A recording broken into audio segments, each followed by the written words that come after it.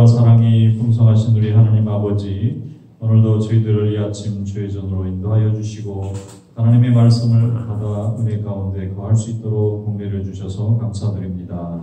우리 예수님께서 십자가에 오르시고 무덤에 내려가셔서 우리의 모든 죄를 담당하시고 사흘 만에 부활하신 이 부활절을 준비하며 저희들에게 특별 새벽 기도회로 한 주간 동안 은혜 내려주셔서 감사를 드립니다. 우리의 살아있음과 또 영원히 주님과 동행하는 영생 복락의 모든 축복이 예수 그리스도의 이 십자가의 은혜에서 있음을 깨닫고 감사를 드립니다. 우리가 이 은혜를 먼저 깨달았사오니 아직도 알지 못하는 이들에게 이 기쁜 소식을 복음을 전하는 종들이 되게 하여 주시옵시고, 우리의 육신은 결국 썩어져 없어지지만 우리의 심령은 하나님 나라에서 영원한 삶을 누릴 것을 믿고 오늘도 많은 신령들에게 하나님의 은혜와 사랑을 증거하는 삶이 될 수 있도록 인도하여 주시옵소서. 부활을 준비하는 성도들의 마음속에 기쁨으로 충만케 하여 주시고 우리의 모든 죄를 담당하신 예수 그리스도의 그 은혜를 찬양하며 또 많은 주가는 신령들에게 하나님의 말씀과 은혜를 나누는 삶이 될 수 있도록 인도하여 주시옵소서. 오늘 이 시간도 말씀 듣습니다. 은혜로 함께해 주시기 원하옵고 예수님의 이름으로 감사하며 기도드리옵나이다. 아멘. 하나님의 말씀 마태복음 27장 45절부터 56절 말씀까지 한 절씩 교독하겠습니다. 마태복음 27장 45절부터 56절입니다. 제6시로부터 온 땅에 어둠이 임하여 제9시까지 계속되더니 제9시쯤에 예수께서 크게 소리질러 이르시되 엘리 엘리 라마 사박다니 하시니 이는 곧 나의 하나님 나의 하나님 어찌하여 나를 버리셨나이까 하는 뜻이라. 거기 섰던 자 중 어떤 이들이 듣고 이르되 이 사람이 엘리야를 부른다 하고 그 중에 한 사람이 곧 달려가서 해민을 가져다가 흰 포도주에 적시어 갈대에 꿰어 마시게 하거늘 그 남은 사람들이 이르되 가만두라 엘리야가 와서 그를 구원하나 보자 하더라. 예수께서 다시 크게 소리 지르시고 영혼이 떠나가시니라. 이에 성소 휘장이 위로부터 아래까지 찢어져 불이 되고 땅이 진동하며 바위가 터지고 자는 성도의 몸이 많이 일어나되 예수의 부활 후에 그들이 무덤에서 나와서 거룩한 성에 들어가 많은 사람에게 보이니라. 백부장과 및 함께 예수를 지키던 자들이 지진과 그 일어난 일들을 보고 심히 두려워하여 이르되 이는 진실로 하나님의 아들이었도다 하더라. 예수를 섬기며 갈릴리에서부터 따라온 많은 여자가 거기 있어 멀리서 바라보고 있으니 그 중에는 막달라 마리아와 또 야고보와 요셉의 어머니 마리아와 또 세베대의 아들들의 어머니도 있더라. 아멘. 말씀에 우리가 쓰기 바랍니다. 예수님께서 십자가에 이제 6시에 정오에 다니셔서 어둠이 임하여 9시까지 계속이 되는데 온 땅에 어둠이 임하고 예수님께서 하나님을 이제 마지막으로 부르신 모습이 여기 나옵니다. 엘리 엘리 라마 사박다니 시편에도 나오는 말씀인데 하나님이 이제 우리를 버리는 것 같은 극심한 고통에 주로 유대 사람들이 많이 하는 고백 중에 하나라고 합니다. 근데 예수님께서 이 부르짖는 고백을 하신 이유는 그만큼 십자가에서의 그 처형 순간이 너무 고통스럽고 정말 하나님이 자기 자신을 외면하시는 것 같은 그런 아주 무서운 순간이었기 때문에 하늘에 있는 아버지를 이제 부르시는 겁니다. 예수님이 겟세마네 동산에서 기도하실 때는 아바 아버지라는 용어를 쓰셨어요. 어린 아이들이 아빠하고 부르는 말하고 똑같다고 합니다. 예수님 당시에는 예수님 시절엔 아람어를 많이 썼고 고대에 다윗 시절에는 히브리어를 많이 썼는데 왜 과거 사람들은 히브리 말을 쓰고 예수님 시대는 아람 말을 썼을까? 바벨론 포로에 갔다 온 영향이 너무 커서 돌아온 사람들이 이 바벨론의 말을 쓰기 시작해서 그 당시에 바벨론 말을 쓰는 사람들이 많았고 또 주로 이제 서민들은 주로 아람어를 많이 쓰고 좀 배운 사람들은 히브리 말을 썼다고 합니다. 그래서 예수님의 이 말씀도 아바 아버지 이런 거는 이제 아람어에 속하고 엘리 엘리 라마 사박다니 이거는 이제 히브리 말에 속합니다. 그런데 이제 하나님 앞에 이렇게 왜 나를 버리십니까? 하나님은 버리시지는 않지만 그 순간만큼은 예수님을 볶는 고통은 하나님조차도 그 순간에 자기를 버리신 것 같은 굉장한 고통 속에서 이제 숨이 끊어져 가신다는 것을 볼 수가 있습니다. 엘리라와 사막다니 하니까 사람들이 엘리가 앞인지 하나님이란 뜻인데 엘리야를 부르나 그래서 사람들이 또 엘리야가 와서 예수님을 구해주나 보자 이런 사람도 있고 그 모든 장면을 이 마리아와 막달라 마리아와 다른 마리아와 많은 여인들의 무리가 지금 거기까지 올라와서 그 처형장에서 예수님이 처형당하신 모습을 다 지금 바라보고 있는 것을 볼 수가 있습니다.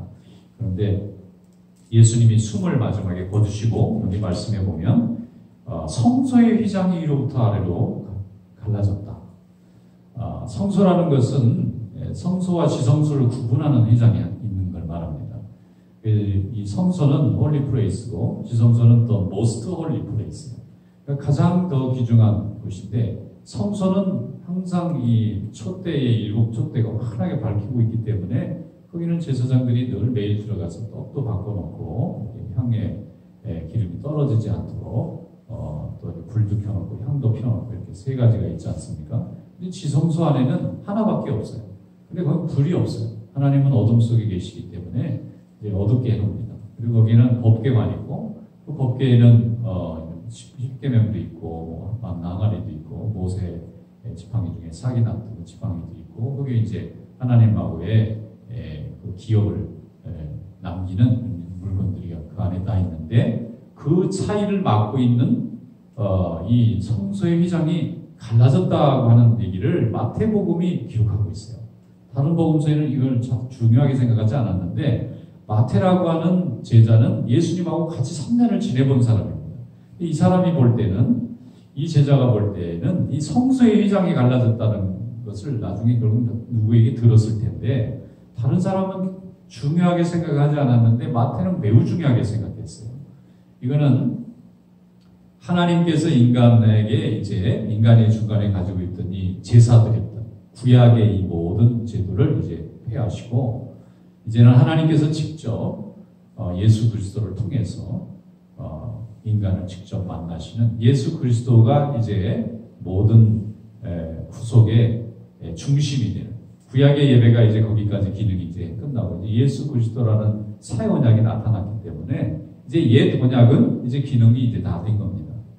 배를 타고 여행을 가야 되겠는데 배가 다음에 도착해서 육지에 도착하면 이제 배가 계속 육지를 갈 수가 없어요. 배는 그냥 바다나 강을 건너갈 때만 쓰는 거고 육지에 도착하면 그때부터 자동차를 타고 움직여야 되듯이 인간이 하나님과 만나는 교통하는 방법이 구약의 모세 시대에 줬던 성막이고 거기에 다윗이 와가지고는 이동하지 않고 이제 고정하는 성전이 됐죠. 빌딩이 됐는데 이제 그 빌딩을 중심으로 하나님 앞에 피의 제사를 드리는 제물이 짐승의 제물로 대신 인간의 죄를 대속하고 영원한 생명을 주시는 이 하나님의 이 교통하시는 방법이 이제는 구약이 마감됐다고 하는 것을 마태는 이해합니다.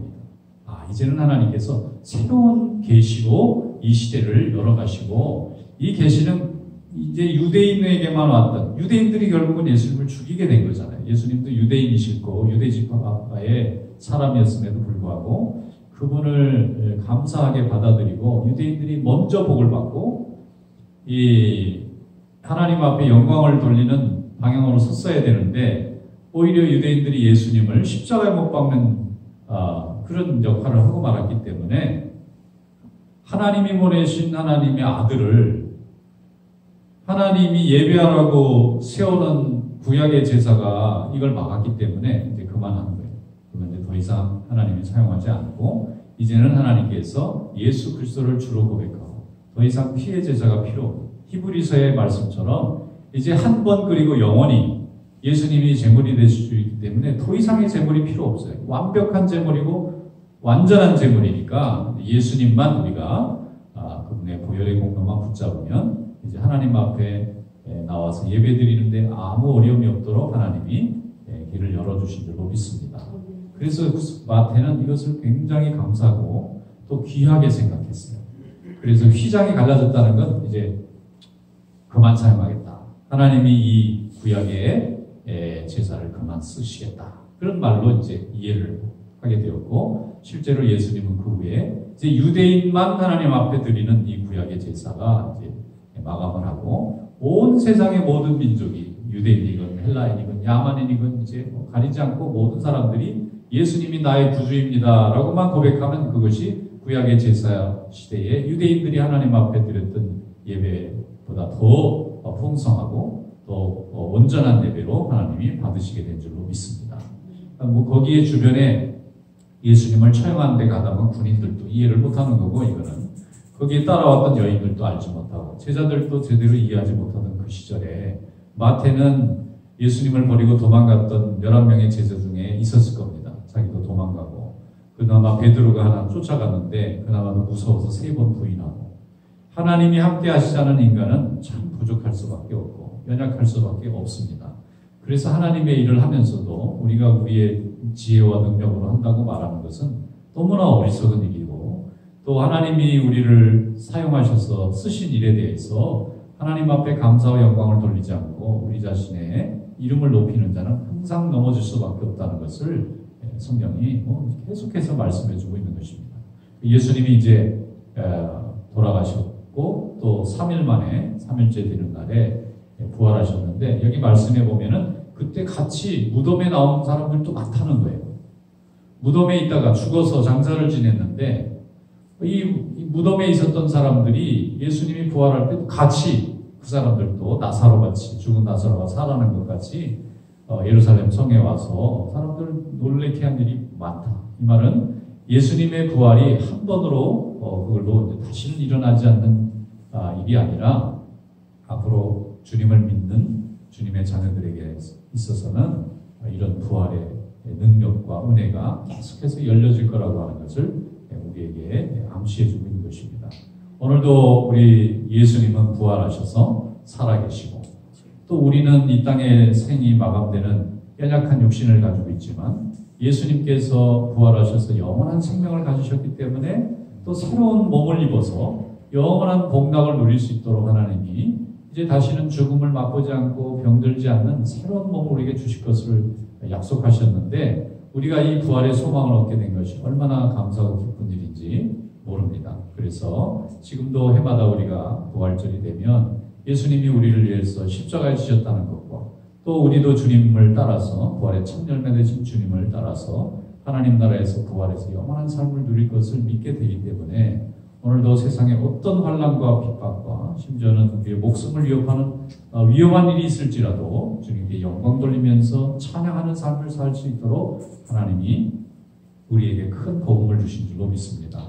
오늘 이 주신 복음을 정말 귀하고 값진 믿음의 고백으로 우리가 간직하면서 세상을 향해서 항상 이 기쁜 부활의 소식을 부활의 증인으로 증거하는 삶이 되시기를 주님의 이름으로 축원합니다.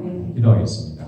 하나님 아버지 감사합니다. 저희들 연약하고 죄 많은 죄인들이오나 우리 하나님의 크신 은혜를 입고 예수 그리스도의 보혈의 은혜로 구속함을 받은 것을 감사드립니다.